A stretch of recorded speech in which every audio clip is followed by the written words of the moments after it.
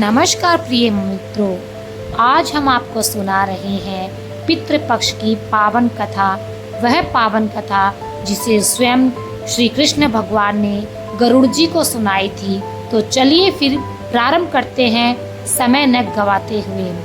पितृ कहते हैं कि हम सिर्फ आशीर्वाद देने आते हैं, लेकिन अगर तुम लोग हमारा श्राद्ध नहीं करते तो हमें शांति नहीं मिलती और हम श्राप बनकर लौट जाते हैं। पितृपक्ष की अद्भुत एवं पावन कथा।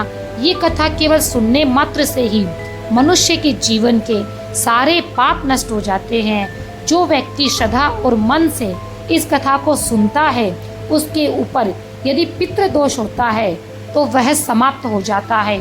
उसके जीवन के सारे दुख, दरिद्रता, विघ्न, बाधाएं सारी मिट जाती है और उसके घर में सुख समृद्धि का वास होता है और धन धान्य की कभी भी कोई कमी नहीं रहती। ये कथा सुनने वालों को अपने पूर्वजों का आशीर्वाद मिलता है और उनका जीवन खुशियों और सौभाग्य से भर जाता है। पितृपक्ष का महत्व अत्यंत ही गहरा है। इसे जान पाना बहुत ही मुश्किल है, लेकिन शास्त्रों में कहा गया है इस समय हमारे पूर्वज स्वयं धरती पर आते हैं और अपने वंशजों से मिलने के लिए अपने वंशजों से तर्पण और स्मरण की अपेक्षा करते हैं। जब हम उनका विधि पूर्वक स्मरण करते हैं तो वे संतुष्ट होकर हमें आशीर्वाद देते हैं। उनके आशीर्वाद से जीवन में सफलता, शांति और प्रगति का मार्ग प्रशस्त होता है। लेकिन यदि हम उन्हें भुला दें तो उनका असंतोष परिवार में दुख और विघ्न को बढ़ा देता है। इसलिए पितृपक्ष केवल एक धार्मिक पर्व नहीं, बल्कि यह हमारे पूर्वजों के प्रति कृतज्ञता व्यक्त करने का सर्वोच्च अवसर है। यही महान कथा भगवान श्री कृष्ण ने अपने प्रिय वाहन गरुड़ जी को सुनाई थी। जब गरुड़ जी ने विनम्र भाव से भगवान से प्रश्न किया कि हे प्रभु, पितृपक्ष का इतना महत्व क्यों है, इसमें कौन सा रहस्य छुपा है, प्लीज कृपया वो आप मुझे बताएं और इसे मानने से जीवन के सारे दोष कैसे मिट जाते हैं। तब भगवान श्री कृष्ण ने धीरे से मुस्कान के साथ कहा, गरुड़, पितृपक्ष का महत्व शब्दों में नहीं समा सकता। इसे समझने के लिए तुम्हें एक कथा सुननी पड़ेगी। इस कथा को सुनने मात्र से ही पितृदोष समाप्त हो जाते हैं और जीवन से दुख और दरिद्रता दूर हो जाती है और घर और परिवार में सुख समृद्धि का वास होता है। फिर कृष्ण भगवान ने गरुड़ जी को वह अद्भुत कथा सुनानी प्रारंभ की। दोस्तों, आप सभी भी सच्चे भाव से इस कथा को ध्यान पूर्वक सुनना। इस कथा के श्रवण मात्र से मनुष्य के सभी पाप और दोष मुक्त हो जाते हैं, क्योंकि ये कथा श्री कृष्ण भगवान अपने प्रिय मित्र गरुड़ जी को सुना रहे हैं। पितृदोष से मुक्ति मिलेगी, सभी कर्ज उतर जाएंगे और धन धान्य और संपत्ति की आपको प्राप्ति होगी। साथ ही जिनकी शादी नहीं हुई है उन्हें गुणवान पत्नी मिलेगी, जो संतानहीन है उन्हें संतान की प्राप्ति होगी। और ये कथा अत्यंत ही महान है और विशेषकर पितृपक्ष में इसका श्रवण करना ज़रूरी होता है। इस कथा के सुनने से पितृदेव प्रसन्न होकर बहुत सारा वरदान देते हैं। आगे श्री कृष्ण कहते हैं, हे गरुड़, प्राचीन काल की बात है, रुचि नाम का एक राजा था। उन्होंने संसार के मोह माया को त्याग दिया था और निर्भय होकर ब्रह्मचर्य का पालन करते हुए धरती पर विचरण करने लगे। वे संसार की सभी भोग विलास की वस्तुओं को छोड़ चुके थे। उन्होंने घर गृहस्थी से भी नाता तोड़ लिया था। वे केवल एक बार भोजन करते और अधिकतर वन में ही विचरण करते थे। राजा रुचि को एक ऐसा वैराग्य धारण किया जीवन देखकर उनके पितृज्ञ अत्यंत दुखी हुए। उन्होंने सोचा, हमारा वंशज यदि इस प्रकार से संन्यास ले लेगा तो वंश की वृद्धि कैसे होगी, इससे तो हमारा वंश ही नष्ट हो जाएगा। इस चिंता से व्याकुल होकर उन्होंने निश्चय किया कि वे स्वयं जाकर रुचि से मिलेंगे, उन्हें वैराग्य का त्याग करने के लिए समझाएंगे। एक दिन जब राजा रुचि गहन अध्ययन और तपस्या में लीन थे, तभी उनके समस्त पितृज्ञ वहां पर प्रकट हो गए। जब उन्होंने आंखें खोली तो अपने सामने 4 दिव्य आत्माओं को खड़ा हुआ पाया। वे आश्चर्यचकित हो गए और प्रणाम करते हुए बोले, हे महान आत्माएं, आप कौन हैं और किस कारण से मुझे दर्शन देने आई हैं? तब वे दिव्य आत्माएं बोली, वत्स, हम तुम्हारे पूर्वज हैं। तुम्हारे इस वैराग्यपूर्ण आचरण से हम अत्यंत दुखी हैं, इसलिए तुमसे मिलने आए हैं। ये सुनकर राजा रुचि ने विनम्रता से कहा, हे पितृज्ञ, आपके दर्शन से मैं धन्य हो गया, किंतु आप मेरे आचरण से क्यों दुखी है? मैंने कौन सी भूल की है, कृपया मुझे बताइए। तब पितरों ने कहा, वत्स, तुमने विवाह क्यों नहीं किया? विवाह स्वर्ग और मोक्ष प्राप्ति का श्रेष्ठ मार्ग है। गृहस्थ आश्रम के बिना मनुष्य का कल्याण नहीं होता। गृहस्थ में रहकर ही देवताओं, पितरों और ऋषियों और अतिथियों की सेवा की जा सकती है। विवाह और संतान के बिना मनुष्य देवऋण और पितृण से मुक्त नहीं हो सकता। संतान उत्पन्न किए बिना स्वर्ग की प्राप्ति असंभव है। यदि तुमने विवाह नहीं किया तो मृत्यु के बाद तुम्हें नरक मिलेगा और अगले जन्म में भी दुख भोगने पड़ेंगे। राजा रुचि ने उत्तर दिया, हे पितृ, विवाह करना अत्यंत दुखदायी है। इससे पाप बढ़ता है और अंत में अधोगति मिलती है। इसी कारण मैंने विवाह त्याग दिया। स्त्री के साथ संबंध करने से मुक्ति नहीं मिलती। जो व्यक्ति अविवाहित रहकर विद्या अर्जित करता है और ज्ञान से आत्मा को शुद्ध कर सकता है, वही श्रेष्ठ है। इसलिए मैंने ब्रह्मचर्य का मार्ग चुना। ये सुनकर पितरों ने कहा, वत्स, तुम्हारी बात उचित है कि इंद्रियों को वश में रखकर आत्मा को ज्ञान से निर्मल कर पाना मुश्किल है, किंतु ये कल्याण का पूर्ण मार्ग नहीं है।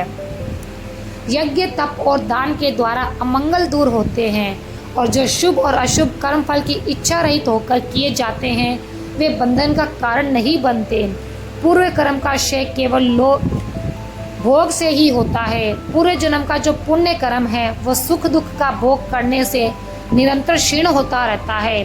तब अर्ष रुचि ने कहा, पितामह, वेदों में कर्म मार्ग के प्रतिपादन द्वारा अविद्या और माया की पुष्टि की गई है। फिर आप मुझे विवाह करने के लिए क्यों कह रहे हैं?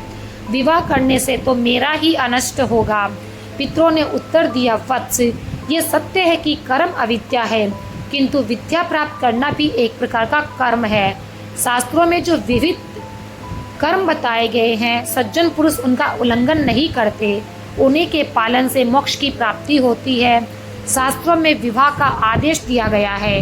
विवाह न करने वाले पुरुष को मुक्ति नहीं मिलती। संतान के बिना मोक्ष संभव नहीं है और संतान के द्वारा किए गए श्राद्ध कर्म से ही पितरों की तृप्ति और पुरुष को मुक्ति मिलती है। इसलिए हे पुत्र, तुम विधि पूर्वक विवाह करो। यदि विवाह नहीं करोगे तो तुम्हारे सारे कर्म व्यर्थ हो जाएंगे। तुम विफलता की ओर प्राप्त होंगे। हमारे वंश का नाश हो जाएगा। हम पितरों की आत्मा अतृप्त रह जाएगी। फिर पितरों ने आगे कहा, वत्स, विवाह करके संतान उत्पन्न करने से ही तुम अपने पितरों को संतुष्ट कर सकोगे। फिर श्री कृष्ण कहते हैं, हे गरुड़, पितरों के ऐसे वचन सुनकर श्री रुचि को बड़ी ग्लानि हुई और उन्होंने विवाह करने का निश्चय किया। तब उन्होंने अपने पितरों से कहा, हे पितृज्ञ, अब मैं वृद्ध हो गया हूँ, मुझे कौन अपनी कन्या देगा? वैसे भी वृद्धावस्था में विवाह करना अत्यंत कठिन है। पितरों ने कहा, वत्स, यदि तुमने हमारे वचन का पालन किया तो हम पितरों का पतन नहीं होगा, और यदि तुमने हमारे वचनों का पालन नहीं किया तो हम पितरों का पतन हो जाएगा और तुम्हारी भी अधोगति होगी। इतना कहकर वे अदृश्य हो गए। श्री कृष्ण आगे कहते हैं, हे गरुड़, पितरों की बातें सुनकर और श्री की रुचि अत्यधिक व्याकुल हो उठे। वे अपने पितरों की मुक्ति के लिए विवाह करने का विचार करते हुए कन्या की खोज में पृथ्वी पर चले गए, किंतु उन्हें कहीं भी योग्य कन्या ना मिली। बार बार पितरों के वचनों को याद करके वे चिंता में डूब जाते और सोचते, मैं क्या करूं, कहाँ जाऊं? मेरे पितरों की मुक्ति के लिए कौन सी स्त्री मुझसे विवाह करेगी? बहुत देर तक मनन करने के बाद आर्षि ऋषि रुचि ने ब्रह्मा जी की तपस्या करने का निश्चय किया। उन्होंने 100 वर्षों तक वन में एक घोर तपस्या की। उनकी कठोर साधना से प्रसन्न होकर जगत पिता ब्रह्मा जी उनके समक्ष प्रकट हुए और बोले कि हे रुचि, मैं तुम्हारी तपस्या से प्रसन्न हूँ। जो भी आशा रखते हो बताइए, मैं उसे पूर्ण करूँगा। तब ऋषि रुचि ने विनम्रता पूर्वक प्रणाम करते हुए कहा, हे परम पिता, मेरे पितरों ने मुझे संतान उत्पन्न करने का आदेश दिया। किंतु मुझे विवाह योग्य कोई कन्या नहीं मिली। कृपया मुझे एक कन्या प्रदान करें ताकि विवाह करके मैं संतान प्राप्त कर सकूं।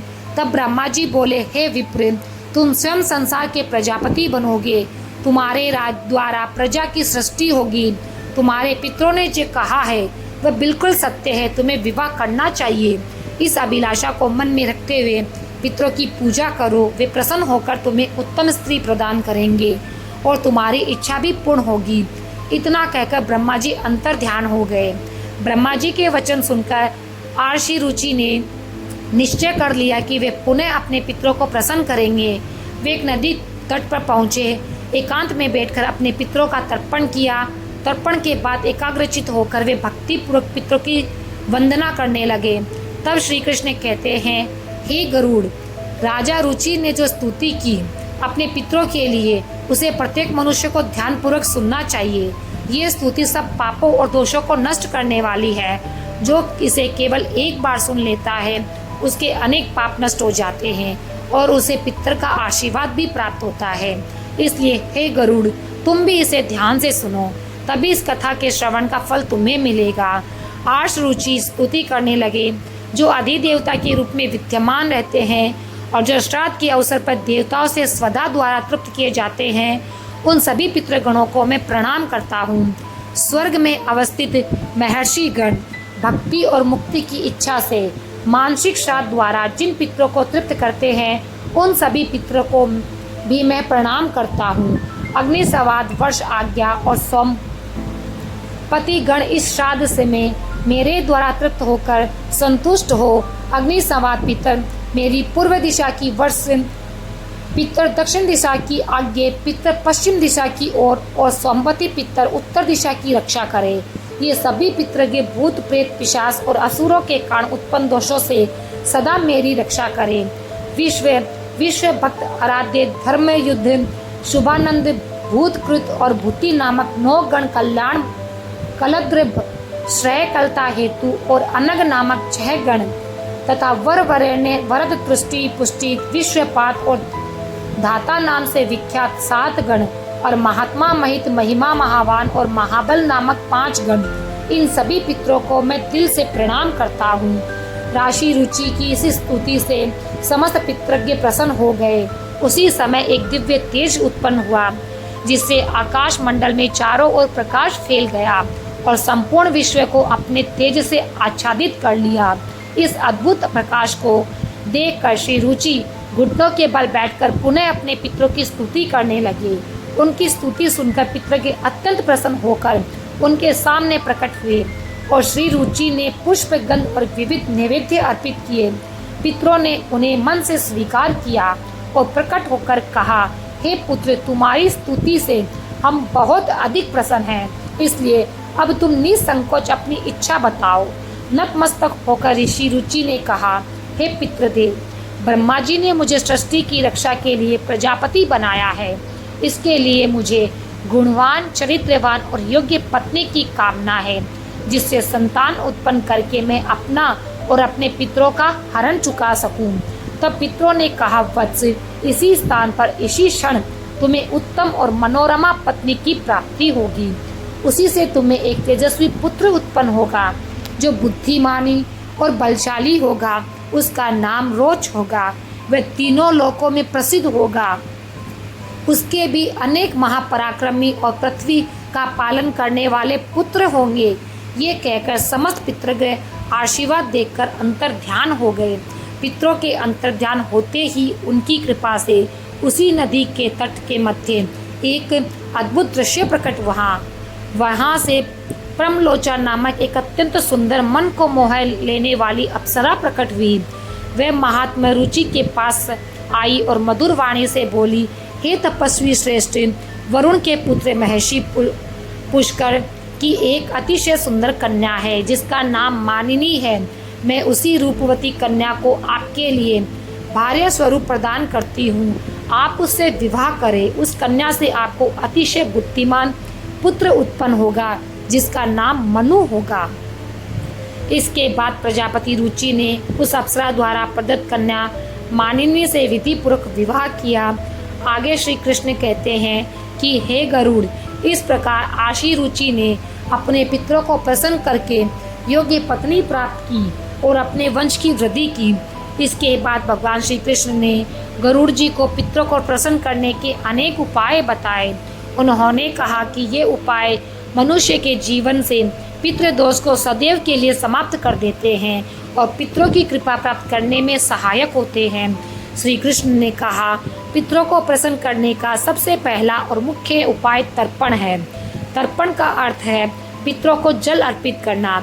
पितृ पक्ष में पवित्र जल लेकर काले तिल, दूध और कुश के साथ पितरों का आह्वान करते हुए श्रद्धा से जल अर्पित करना।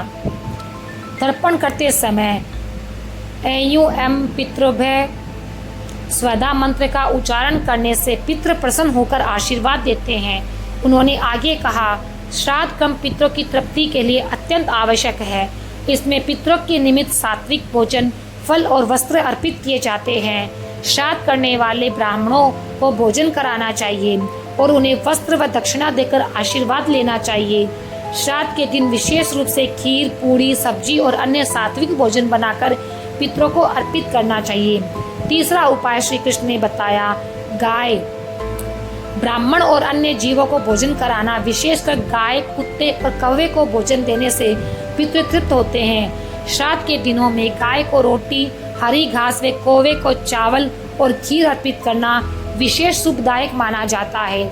इससे पितरों की कृपा मिलती है, पितृ दोष का नाश होता है।